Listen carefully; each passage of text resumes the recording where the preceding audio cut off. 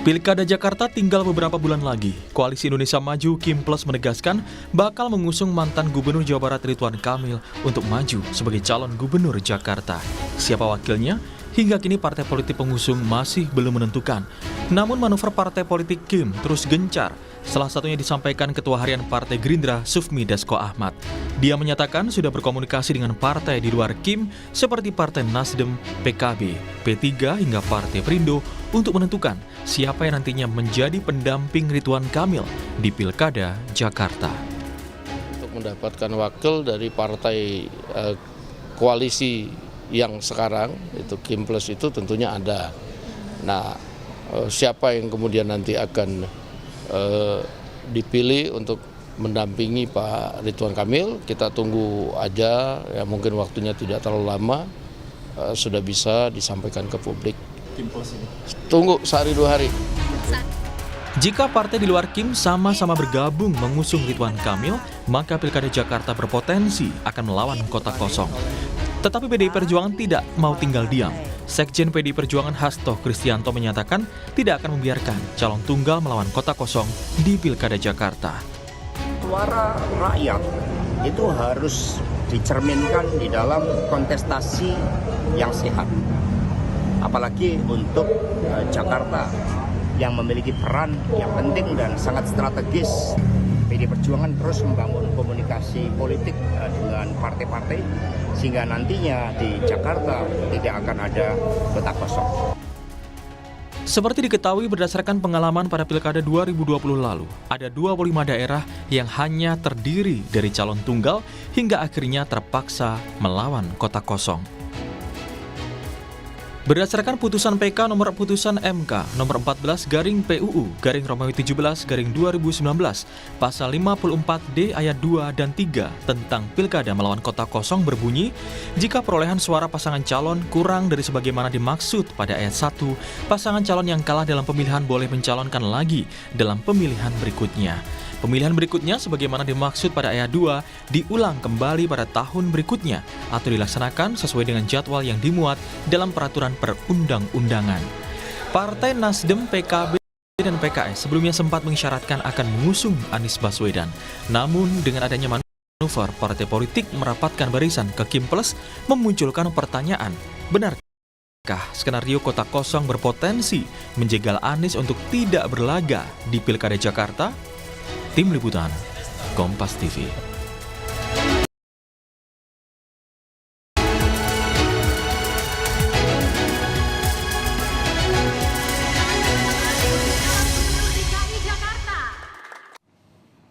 Partai politik yang tergabung dalam Koalisi Indonesia Maju kini gencar melakukan komunikasi ke parpol lain demi terbentuknya Kim Plus. Dan mereka sudah pasti akan mengusung Ridwan Kamil sebagai bakal calon Gubernur Jakarta. Jika memang benar banyak partai politik yang tergabung dalam Kim, maka Pilkada Jakarta berpotensi lawan kota kosong. Seberapa besar potensi Ridwan Kamil lawan kota kosong? Benarkah lobby politik dilakukan untuk menjegal Anies Baswedan? Dan satu nama lagi, Basuki Cahayapurnama atau Ahok. Pagi ini kita akan bahas dengan sejumlah narasumber. Di antaranya di studio telah hadir anggota Dewan Pembina Perludem Titi Anggraini dan juru bicara Tim Nasional Pemenangan Pilkada 2024 PDI Perjuangan Ciko Hakim. Selamat pagi, Bung Ciko, Mbak Titi. Dan melalui sambungan virtual sudah ada Direktur Eksekutif Pusat Kajian Politik Universitas Indonesia Puskapol Aditya Perdana, dan nanti rencananya juga akan bergabung Wakil Ketua Umum Partai Golkar Ahmad Doli Kurnia. Kita ke Bung Ciko dulu sebelum kita tanya yang lain. Ini kan ada nama Basuki Cahayapurnama yang punya elektabilitas kedua lah setelah Anies Baswedan. Sekarang isunya digeser gitu, partai-partai politik yang tergabung di Kim ini mengupayakan, sepertinya kuat sekali upayanya untuk ada namanya Kim Plus dengan melobi partai-partai pengusung bakal calon lainnya. Anda melihat seperti itu? Ada arah seperti itu? Ada kemungkinan arah seperti itu. Okay. Ada pembicaraan seperti itu yang kita dengar memang, ya kan. Nah, pertama ya, saya ingin mengatakan bahwa manuver politik oleh partai politik maupun tokoh politik itu suatu hal yang biasa, ya kan. Suatu hal yang dibenarkan juga dalam aturan-aturan di Indonesia kan, ketika kita bicara soal melawan kota kosong, karena memang itu ada sistem seperti itu di sini, memperbolehkan sistem itu. Tapi pada prinsipnya begini loh. Kita ini kan sedang mencari pemimpin di sebuah daerah yang permasalahannya begitu kompleks, problematikanya begitu beragam. masyarakatnya begitu heterogen, ya kan, dan aspirasinya sudah pasti tidak bisa hanya disalurkan di satu pasangan calon saja. Nah, ini satu. Dan ini terbukti ketika digelarnya survei-survei kemarin oleh berbagai lembaga survei, dan kita lihat bahwa yang berada di urutan pertama dan kedua itu ada nama Pak Anies dan Pak Ahok, bahkan ada beberapa survei juga Pak Ahok bahkan di atas Pak Anies gitu, walaupun tipis. Nah, kemudian terpaut lumayan jauh di urutan ketiga adalah Ridwan Kamil. Gitu. Nah, ini bagi kami begini, itu kan menandakan bahwa survei ini kan seakan menandakan seperti ini, bahwa if the election is today, hasilnya seperti itu. Kira-kira begitu. Ya, artinya apa? Artinya itulah yang diinginkan oleh masyarakat ya hari-hari ini. Kenapa masyarakat menginginkan itu? Tentu kalau kita bicara masyarakat Jakarta, rakyat Jakarta yang tingkat pendidikannya cukup lebih tinggi daripada daerah-daerah lain, sifatnya kritisnya juga lebih kritis dibandingkan daerah-daerah lain. Mereka betul-betul memikirkan untuk mencari pemimpin yang bisa membawa DKI Jakarta atau DKJ ke depannya untuk menjadi daerah yang lebih maju, ya kan, lebih tertata dan lain-lain. Bisa menjawab permasalahan-permasalahan mereka, bisa menjawab tantangan daerah ini ke depan. Artinya, nah ini harus betul-betul diperhatikan juga oleh partai politik. Nah, kita bicara soal norma, kita bicara soal etika ya. Kita tidak hanya bicara soal aturan yang memperbolehkan melawan kota kosong. Tapi kalau kita melihat fenomena ini dari hasil-hasil survei tersebut, saya rasa sangatlah tidak bagus untuk demokrasi ketika ada upaya untuk mencoba bagaimana caranya satu paslon melawan kota kosong, sementara paslon yang dimaksud bukanlah paslon yang sesungguhnya diinginkan mayoritas warga Jakarta. Nah itu loh. Jadi secara untuk demokrasi ini kan nggak bagus. Ya, ini semacam mengebiri keinginan masyarakat, mengebiri hak-hak demokrasi masyarakat. Kenapa? Hanya dengan memajukan satu paslon yang kebetulan bukan yang diinginkan oleh mayoritas masyarakat. Gitu. Nah ini yang sangat menurut kami sebagai partai politik PDI Perjuangan akan berupaya sekuat tenaga untuk bisa ini tidak terjadi. Ya, secara objektif kami bisa menilai bahwa seorang Anies Baswedan maupun kader kami sendiri Basuki Cahayapurnama tentunya memang itulah kedua tokoh yang diinginkan oleh masyarakat. Artinya kenapa jelas diinginkan? Karena mereka punya rekam jejak yang jelas, rekam jejak yang cukup baik ketika memimpin daerah khusus ibu kota Jakarta gitu. Jadi intinya sangat disayangkan bila ada upaya-upaya untuk menjegal kedua tokoh ini atau salah satunya hanya untuk meloloskan satu kandidat yang sesungguhnya tadi saya sampaikan lagi, saya ulangi terus, bahwa bukan yang diinginkan oleh mayoritas rakyat Jakarta. Meloloskan kandidat atau meloloskan hasrat, ini juga agak tipis nih bedanya. Ini sudah bergabung juga sepertinya melalui sambungan virtual Wakil Ketua Umum Partai Golkar Ahmad Doli Kurnia. Selamat pagi Bung Doli. Pagi. Baik. Bung Doli, kalau kita tadi bahas ada upaya katanya Kim Plus ini menguat dan upaya ini ya publik sih menilainya ketika Anies Baswedan tidak ada yang mengusung, Ahok tidak ada yang mengusung gitu ya, jadinya calon tunggal dan melawan kota kosong. Bagaimana Anda menjelaskan soal ini? Ya kami sebetulnya tidak ada punya pretensi ya untuk mau membuat situasi ini menjadi kota kosong, terus kemudian apalagi mau menjegal calon tertentu gitu. Ya. Nah yang kami lakukan adalah Golkar ya ini ya. Kami punya kader namanya Ridwan Kamil yang kecenderungannya kita akan putuskan akan kita usung di Jakarta. Ya setelah kita punya proses yang cukup panjang bahwa Ridwan Kamil ini dulu kita kasih 2 surat tugas, artinya 2 tiket ya di Jawa Barat dan di Jakarta. Setelah kita putuskan di Jawa Barat kita mengusung mencalonkan Deddy Mulyadi, maka kemudian secara logika tiket yang dimiliki oleh Ridwan Kamil di Jawa Barat sudah tidak valid lagi dan kemudian cuma tinggal 1 Jakarta. Nah tentu kita akan mengupayakan ya semaksimal mungkin supaya Ridwan Kamil ini juga mendapatkan dukungan di Jakarta. Karena kami paham posisi ya bahwa Golkar di Jakarta ini tidak punya keistimewaan untuk bisa mencalonkan sendiri. Bahkan dan kita bersyukur bahwa pemilu 2024 ini kemarin Golkar diberi kepercayaan kembali mendapatkan kursi pimpinan DPR dengan 10 kursi. Jadi masih ada kita membutuhkan 12 kursi lagi gitu loh untuk mencalonkan Saudara Ridwan Kamil. Nah makanya kami berupaya untuk meyakinkan partai politik untuk bisa memberikan dukungan kepada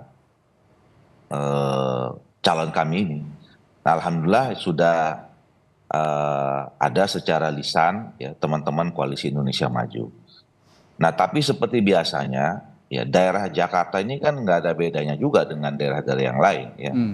Proses dan mekanisme tentang pencalonan seseorang atau pasangan calon yang mau kita dukung itu kan semuanya melalui partai politik atau gabungan partai politik. Ya kami tentu melakukan lobby pendekatan ya, menawarkan proposal bahwa kami punya calon yang kami anggap cukup kompeten, punya pengalaman sekian panjang ya sebagai kepala daerah di Kota Bandung yang kota besar, kemudian di Jawa Barat cukup sukses gitu.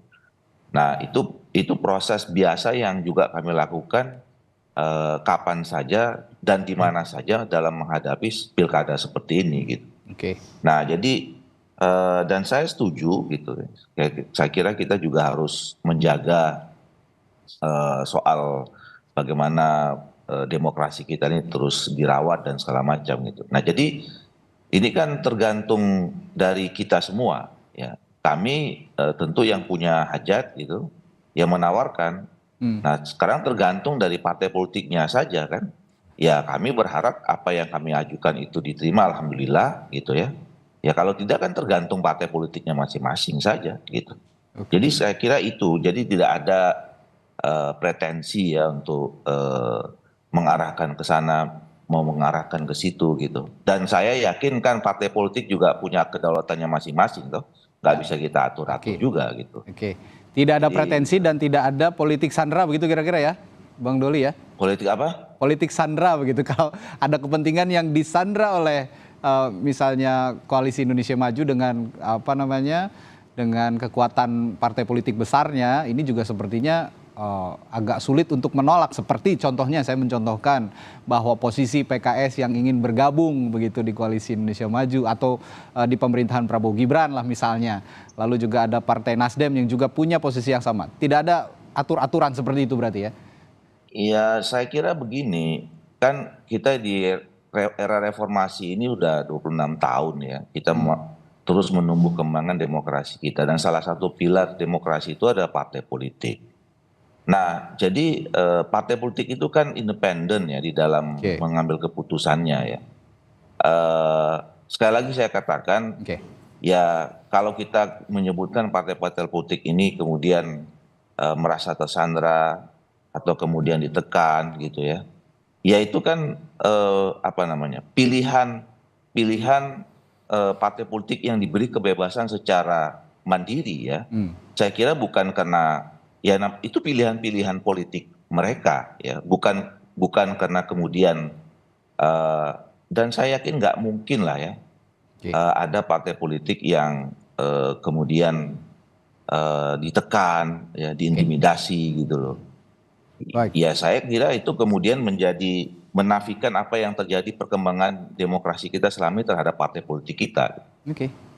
Baik. Anda tidak merasa tersandar PDI Perjuangan, Bung Ciko? Dengan posisi di Pilkada Jakarta ya? Sama sekali enggak. Bagi PDI Perjuangan fokus kami, walaupun tadi ya ada manuver-manuver dari partai politik, termasuk dari partainya Bang Doli tadi, disampaikan bahwa mereka kan dalam tanda kutip sedang berupaya gitu kan, tapi kembali lagi memang partai-partai lain tentunya harus memiliki independensinya sendiri. Tetapi pada prinsipnya bagi PDI Perjuangan, fokus kami sekarang yang utama adalah coba mengerucutkan satu nama ya, selain mungkin yang menjadi prioritas tentunya Basuki Cahayapurnama yang elektabilitasnya cukup tinggi. Tapi kan kita juga harus melihat tingkat penerimaan partai politik lain ketika kita akan bekerja sama, karena di DKI Jakarta kita tidak bisa mencalonkan sendiri dan banyak pertimbangan lain juga. Nah, dalam hal itu yang menjadi fokus kita. Jadi kita tidak pernah merasa tersandra, walaupun ada upaya-upaya menurut kami untuk dilakukan itu.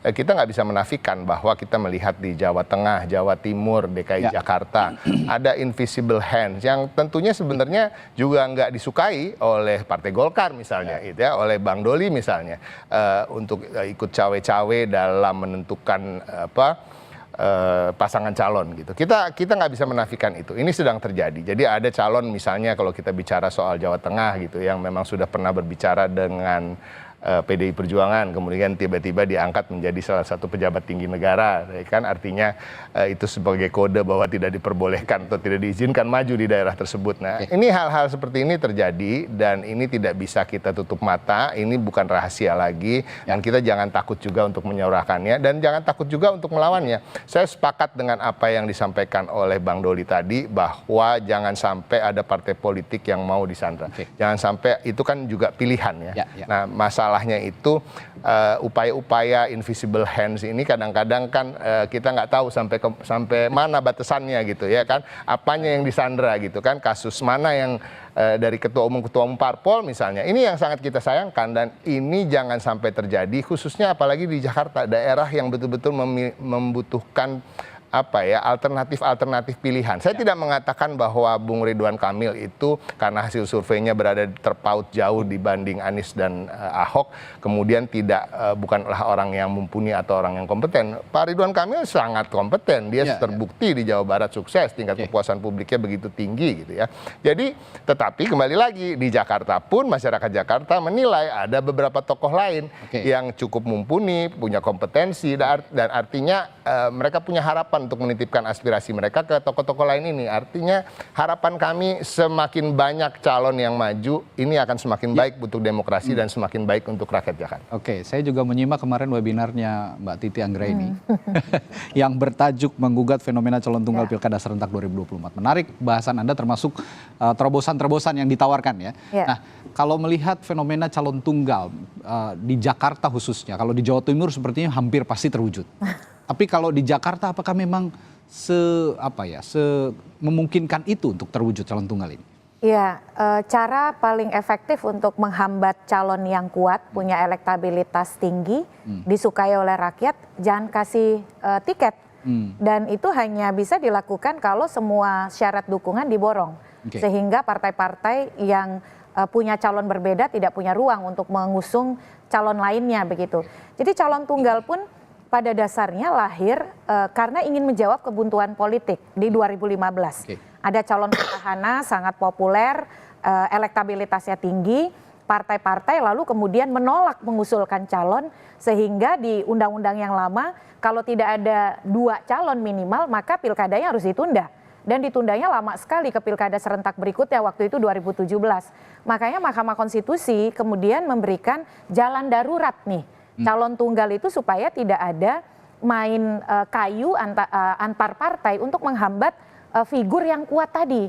Maka dibolehkanlah calon tunggal dengan betul-betul kita mengusahakan lebih dari 1 calon. Tapi ternyata jalan darurat yang diberikan Mahkamah Konstitusi justru jadi jalan pragmatis dan aji mumpung partai untuk menghambat juga calon yang punya elektabilitas tinggi. Atau kemudian untuk memastikan kemenangan, karena 98,11%. Nah, jadi ketika situasi mereka tidak punya cukup kekuatan untuk melawan calon yang punya elektabilitas tinggi, dan kemudian mereka punya posisi tawar, apakah posisi tawarnya itu bagi-bagi kue di daerah, ataukah dalam konteks ini buah dari pilkada yang di tahun sama dengan pemilu. Jadi psikologis dan ekosistem politik yang terbangun di nasional itu kemudian bisa dipaksakan ke daerah, apalagi distribusi menteri belum dilakukan, pembentukan pemerintah baru masih dalam proses. Jadi alat tawar itu ya, kalau Mas Radi tadi menggunakan mungkin pendekatan politik sandera. Tapi boleh mungkin lebih pas itu adalah alat tawar begitu ya. Bargaining position untuk kepentingan politik nasional yang menggunakan kepentingan politik daerah. Tapi pembelajaran dari dialektika hari ini termasuk juga soal Jakarta, itu meneguhkan kepada saya bahwa memang kita ini tidak boleh kasih pemilihan ke DPRD. Bayangkan kalau pemilihan ke DPRD, mungkin diskursus ini tidak akan terjadi. Karena suara rakyat betul-betul tidak diperhitungkan. Tapi saya kira terlalu gegabah kalau partai mau calon tunggal di DKI Jakarta, karena DKI Jakarta itu karakternya berbeda dengan daerah lain. Jadi bunuh diri lah. Nah tetapi mungkin partai akan mengambil risiko itu, karena tidak ada sanksi elektoral. Pemilu masih 5 tahun lagi. Apa yang bisa kita lakukan dalam memberikan hukuman pada partai politik kalau mereka memaksa calon tunggal, selain kemudian dari pemilih ya. Efek elektoralnya tidak ada karena pemilu kita, pilkada kita masih 5 tahun lagi begitu. Oke, ini tidak tidak segampang di daerah lain ya. Jakarta ini punya karakter sendiri sehingga ketika untuk memaksakan hati-hati bisa blunder malah kota kosong yang menang bisa-bisa. Besar kemungkinan begitu. Besar kemungkinan begitu. Saya juga minta pandangan dari Direktur Eksekutif Algoritma Research and Consulting Mas Aditya Perdana. Mas Adit, kalau Mbak Titi tadi sudah menjelaskan dari sisi regulasi elektoral begitulah kira-kira. Kalau dari Anda dari kacamata politik, fenomena yang terjadi di Jakarta yang mengarah dugaannya mengarah kepada calon tunggal, bagaimana menjelaskan soal ini? Ya, pertama saya mau ada bacaan yang menarik ya dari hasil surveinya Litbang Kompas itu bulan Maret 2020 kalau nggak salah ketika di Pilkada 2020. Mereka kan melakukan survei dan itu menunjukkan bahwa ada sekitar 70% responden itu menyatakan ketidaksetujuan terhadap fenomena calon tunggal. Itu yang pertama. Yang kedua, menariknya adalah dari ketidaksetujuan itu memang hampir setengahnya atau 45% itu masih itu kelihatannya tetap memilih gitu ya. Jadi pilihannya itu memang menjadi sangat terbatas. Akan tetap memilih, 28% itu menyatakan golput, dan yang sekitar 19%-nya itu menyatakan ingin memilih calon yang kota kosong gitu. Jadi fenomena ini menurut saya adalah menjadi sebuah pembelajaran gitu ya, ketika pilihan terbatas itu, meskipun masyarakat itu merasa bahwa ini adalah bentuk yang tidak baik gitu ya buat kehidupan demokrasi kita, tapi pada sisi yang lain ketika masyarakat itu dikasih pilihan yang terbatas, mereka tidak bergeming mau tidak mau gitu ya. Jadi menurut saya ini adalah satu pembelajaran yang saya pikir ini akan menjadi menarik yang tadi Mbak Titi katakan, bahwa di dalam sebuah negara demokratis ketika masyarakat juga pilihan-pilihannya terbatas, maka tentu akan ada efek-efek yang pernah kita lalui ya, yaitu di Pilkada Kota Makassar pada tahun 2018 gitu ya, di mana kota kosong itu pernah menang gitu ya, dan punya efek yang menurut saya menjadi sangat penting untuk diperhatikan elit politik nih, termasuk Bang Doli, Bang Ciko gitu ya, untuk melihat bahwa pilihan-pilihan ketika merekonstruksi kota kosong itu ataupun calon tunggal itu akan punya efek yang perlu untuk dipertimbangkan secara serius gitu ya. Bahwa pilihan pada tahun 2018 di Kota Makassar itu kan diulang di tahun 2020 gitu ya.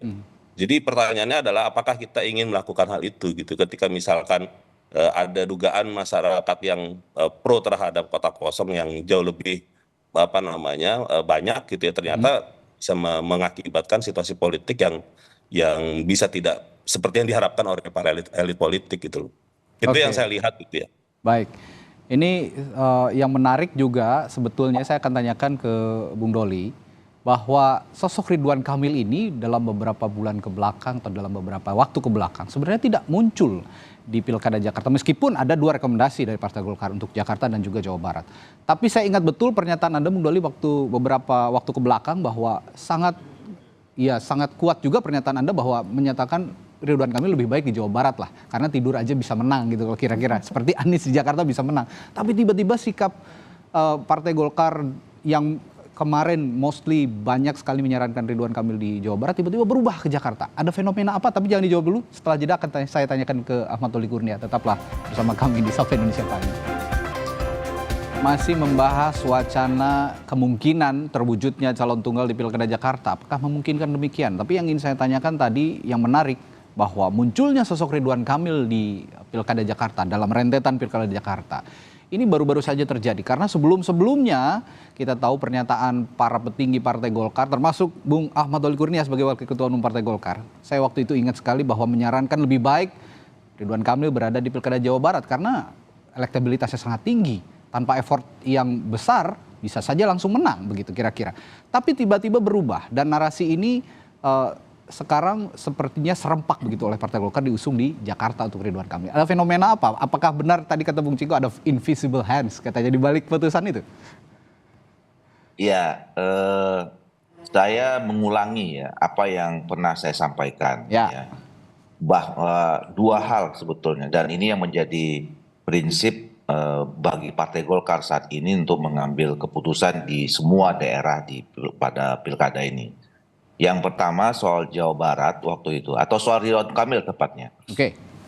Bahwa memang kalau dilihat dari hasil survei, ya, kami menilai pada saat itu bahwa Ridwan Kamil itu lebih ideal, ya, di Jawa Barat. Tetapi waktu itu juga ada saya sampaikan, ini yang menjadi prinsip kedua, bahwa Golkar saat ini juga menjadi bagian dari Koalisi Indonesia Maju, yang dimana pada keputusannya nanti, terutama di daerah-daerah yang strategis seperti Jakarta, kemudian Jawa Barat, Jawa Tengah gitu ya, itu juga akan melalui proses kesepakatan dengan pimpinan-pimpinan di Koalisi Indonesia Maju.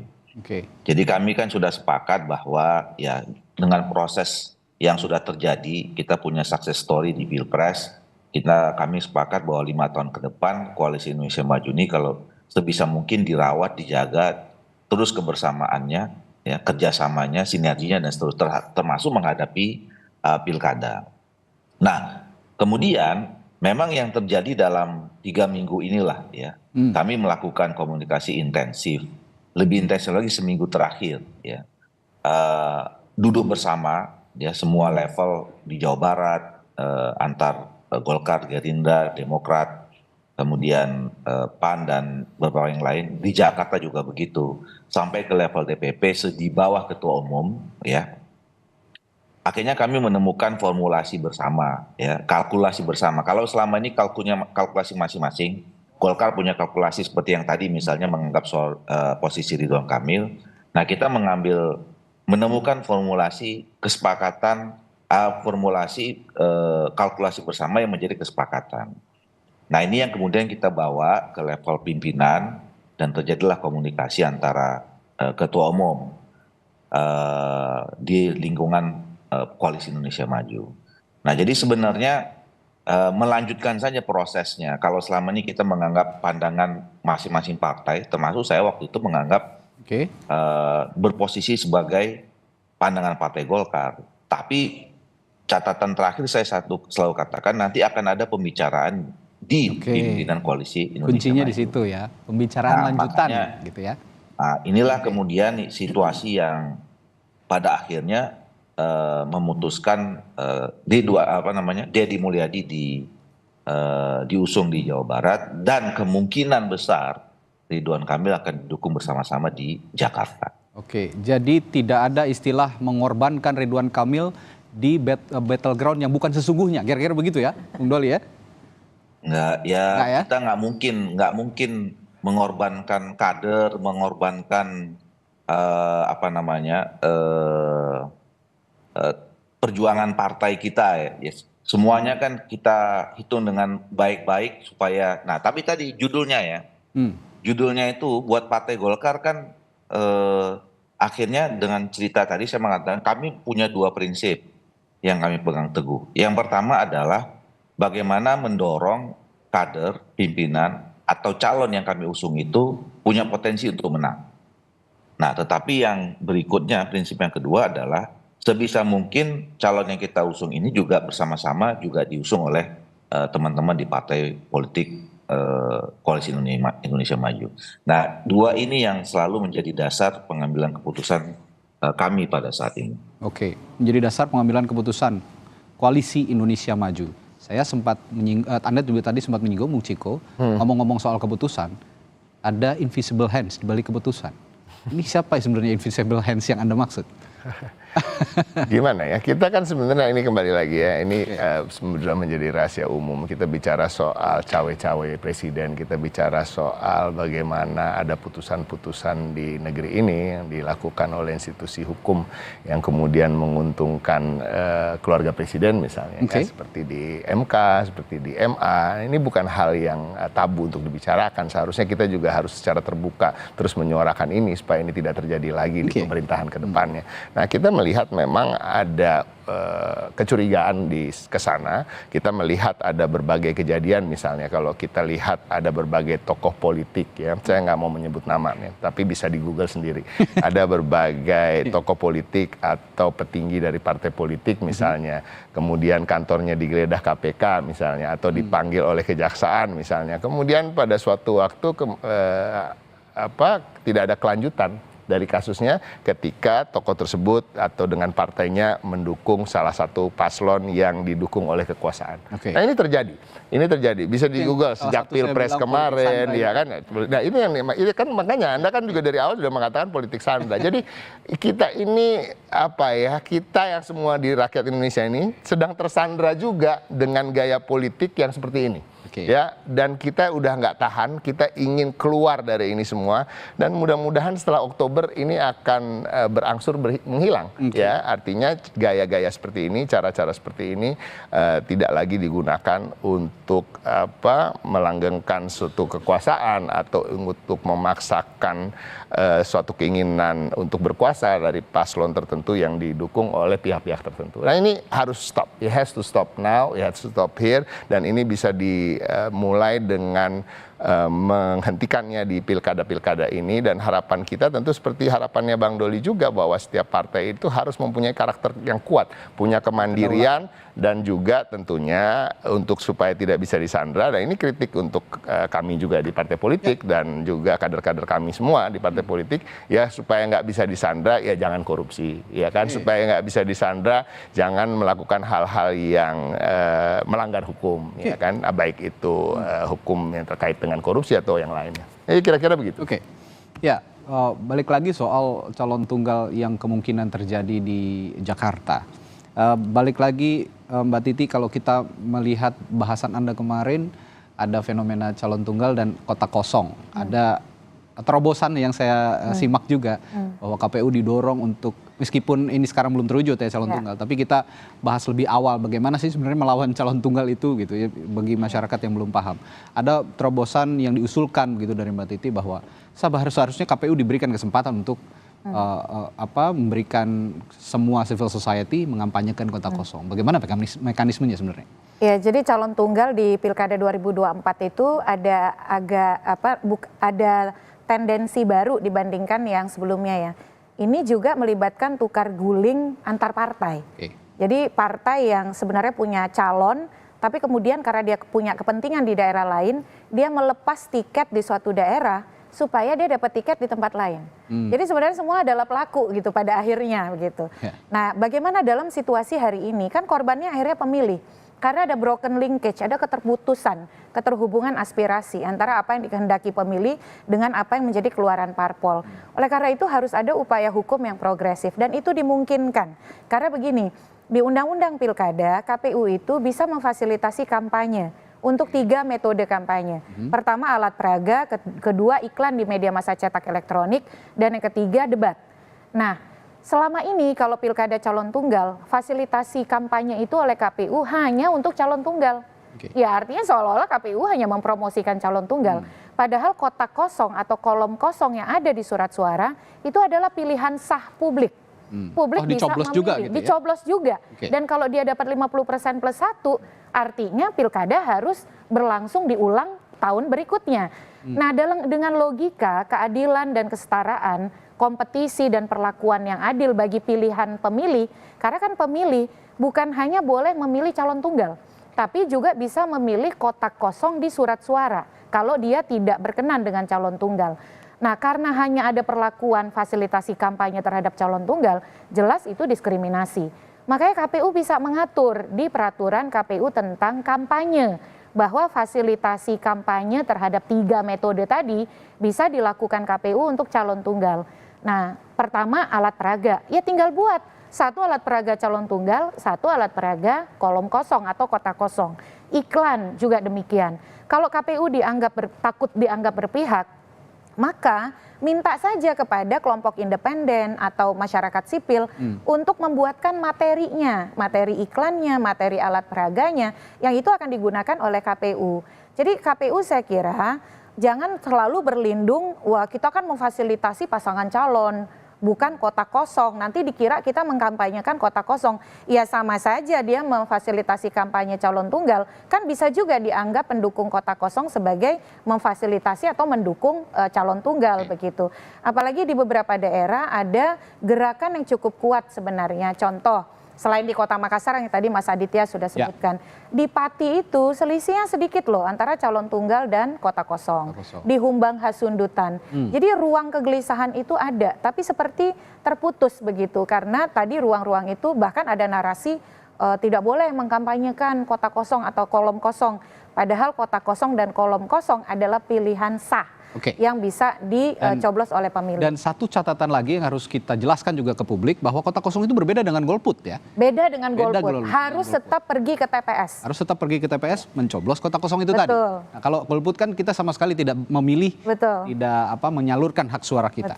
Nah, Mas Aditya, kalau begitu, kalau tadi yang dijelaskan Mbak Titi bahwa ada gerakan, kalau memang ini kita tidak bukan berarti berandai-andai, kita berharap semua pilkada di Jakarta lebih demokratis dengan memiliki beberapa pasangan calon. Tapi ini kita bicara secara global seperti halnya di Jawa Timur, dan saya pikir fenomena kotak kosong ini juga akan terjadi di beberapa daerah di pilkada 2024 sepertinya akan menguat begitu. Nah, saya akan tanyakan juga kalau kampanye seperti itu, civil society yang mendorong kampanye kotak kosong yang difasilitasi oleh KPU, Anda melihat civil society di Jakarta khususnya ini bagaimana untuk gerakan-gerakan seperti ini? Ya, kita kan punya satu situasi yang berbeda ya dengan pemilu pilkada 2020 yang lalu gitu ya. Karena saat ini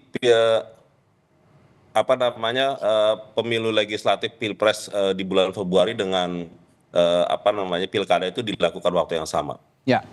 Masyarakat Jakarta itu menurut saya menjadi kunci juga karena tentu sikap pemilihnya yang kritis itu akan menjadi sebuah tantangan yang tidak mudah juga buat elit partai politik yang ingin berusaha untuk memenangkan calon tunggalnya tersebut gitu ya. Karena kekritisan masyarakat Jakarta tentu refleksinya tadi berkaitan dengan apa yang terjadi di pemilu bulan Februari lalu. Sehingga kekhawatiran yang tadi saya sampaikan gitu ya, bahwa nanti ada satu situasi yang tidak mudah gitu untuk diinginkan oleh Kim plus gitu ya untuk memenangkan calonnya, itu menurut saya juga tidak akan gampang gitu ya. Apalagi nanti didukung dengan konteks suara sosial media yang juga kencang gitu baik itu di sosmed dan segala macam, di WhatsApp dan segala macam, itu tentu akan menjadi satu gerakan yang tadi Mbak Titi bilang gitu ya. Malah nanti kampanyenya yang kotak kosong yang akan jadi lebih dominan ya. Tapi kita tidak tahu, mudah-mudahan sebelum masa pendaftaran ini ditutup gitu ya tanggal 29 Agustus, harapannya adalah ada calon lain terutama dari paslon yang disiapkan oleh PDIP gitu yang akan menggemparkan DKI Jakarta gitu. Kita punya harapan gitu sebenarnya di situ. Baik, itu yang bisa dicermati sekarang terkait kotak kosong yang mungkin saja terjadi di beberapa pilkada termasuk mungkin di Jakarta, tapi kita tidak berharap begitu karena Jakarta ini sama sekali nggak seru. Barometer politik nasional. Kalau cuma satu calon nggak seru, sama sekali nggak seru. Ironis tepatnya. Nah, terakhir saya juga akan bertanya kepada masing-masing narasumber saya, dan mulai dari Bung Doli, saya tanyakan terkait perkembangan Koalisi Indonesia Maju Plus. Saat ini komunikasinya bagaimana? Kalau yang dibilang Koalisi Indonesia Maju kan sudah absolut begitu ya dukungannya. Nah, yang plus ini bagaimana?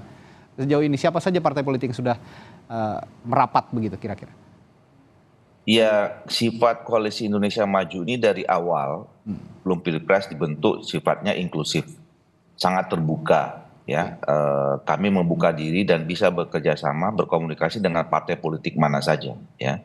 Nah, sampai sejauh ini kami terus membangun komunikasi dengan semua partai politik yang menunjukkan respon positif terhadap proposal kami nama Ridwan Kamil ini.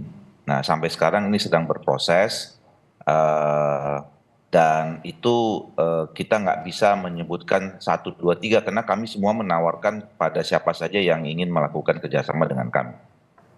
Oke. Baik, Bung Ciko, kalau tadi Koalisi Indonesia Maju dengan Ridwan Kamilnya, PDI Perjuangan sebenarnya kan punya kader yang juga potensial, namanya Basuki Cahayapurnama atau Ahok gitu. Di Pilkada Jakarta ini, Jalan Pilkada Jakarta ya elektabilitasnya di bawah Anies Baswedan tapi masih bersaing.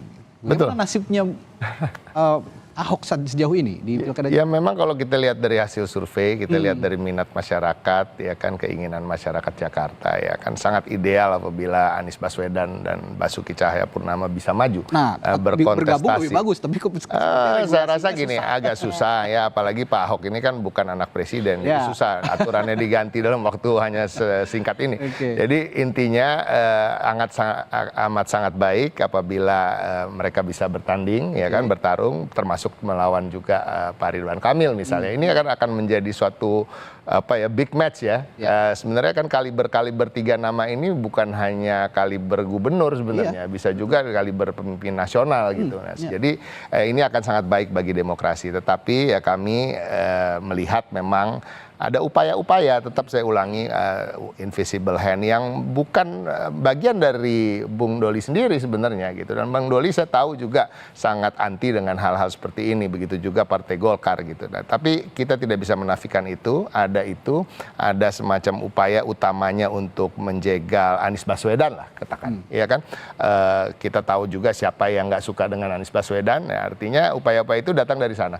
Nah, harapan kami tentunya bukan hanya berharap, PDI Perjuangan akan memastikan berupaya dengan segala daya upaya sekuat mungkin untuk tidak terjadi ada satu paslon melawan kota kosong. Nah, kita lihat nanti bagaimana manuver atau apa yang akan kita lakukan dari PDI Perjuangan, apakah kita akan mengusung calon sendiri sebagai calon gubernur atau sebagai calon wakil gubernur dan bergabung dengan koalisi yang sudah ada yang semoga tidak rapuh dan tidak mudah terganggu dan tidak mudah tersandra untuk pindah dari mendukung misalnya Anies Baswedan gitu kan, terus ditarik ke satu koalisi yang lebih besar. Baik, ini sebenarnya banyak publik yang menginginkan Anies Baswedan ini berpasangan sama Ahok, tapi regulasinya tidak memungkinkan tidak memungkinkan di Undang-Undang Pilkada. Bisa Anda jelaskan soal ini? Iya.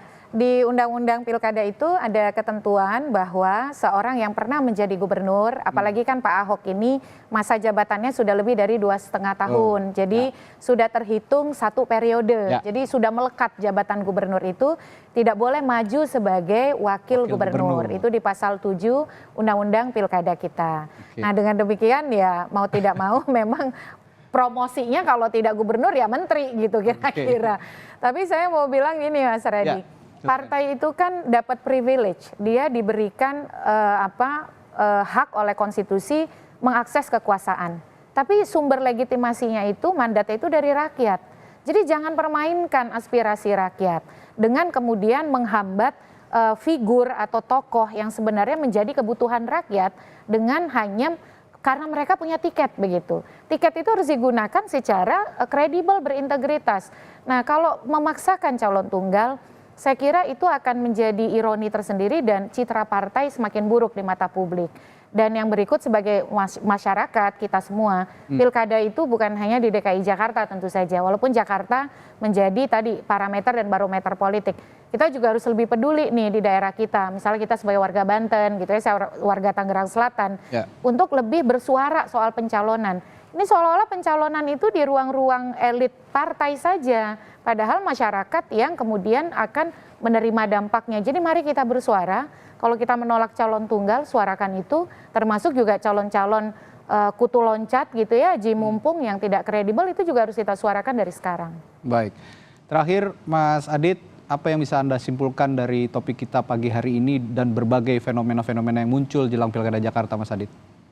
Iya, ini kan yang bisa dipahami kenapa kemudian calon tunggal itu sebagai sebuah alternatif yang kemudian diambil oleh Koalisi Indonesia Maju, karena memang pertimbangan regulasi juga ya, regulasi pemilu kita itu memang mendorong tidak punya keleluasaan bagi partai politik gitu untuk bisa mendaftar, dia harus berkoalisi dan koalisinya itu kan relatif tinggi gitu angkanya, itu satu.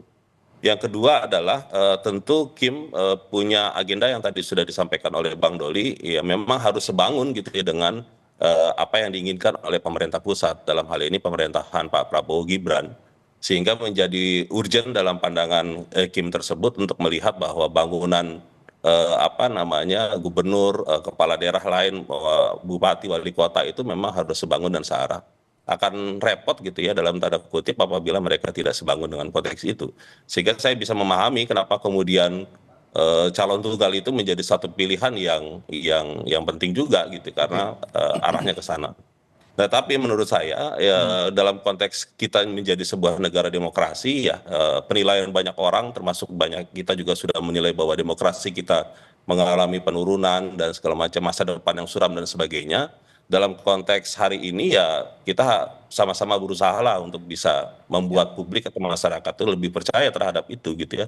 Bahwa demokrasi kita itu punya masa depan yang lebih baik gitu loh. Jangan kemudian suramnya yang kemudian ditonjolkan. Nah, salah satu isunya adalah soal kotak kosong ataupun calon tunggal. Itu yang menjadi harapan sih sebenarnya. Baik, sekali lagi tapi kita semua berharap jangan sampailah di Jakarta ini hanya calon tunggal karena kurang seru dan barometer nasional kok cuman calon tunggal sepertinya juga bukan tidak merepresentasikan masyarakat publik Jakarta, wajah Jakarta begitu.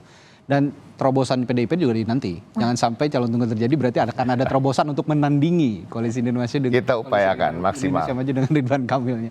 Baik, terima kasih anggota Dewan Pembina Perludem Titi Anggraeni dan juru bicara Tim Nasional Pemenangan Pilkada 2024 PD Perjuangan Ciko Hakim, Wakil Ketua Umum Partai Golkar Bung Ahmad Doli Kurnia, serta Direktur Eksekutif Algoritma Research and Consulting Aditya Perdana telah berbagi perspektifnya pagi hari ini. Terima kasih Bapak Ibu sekalian. Terima kasih pagi. Salam semua, merdeka.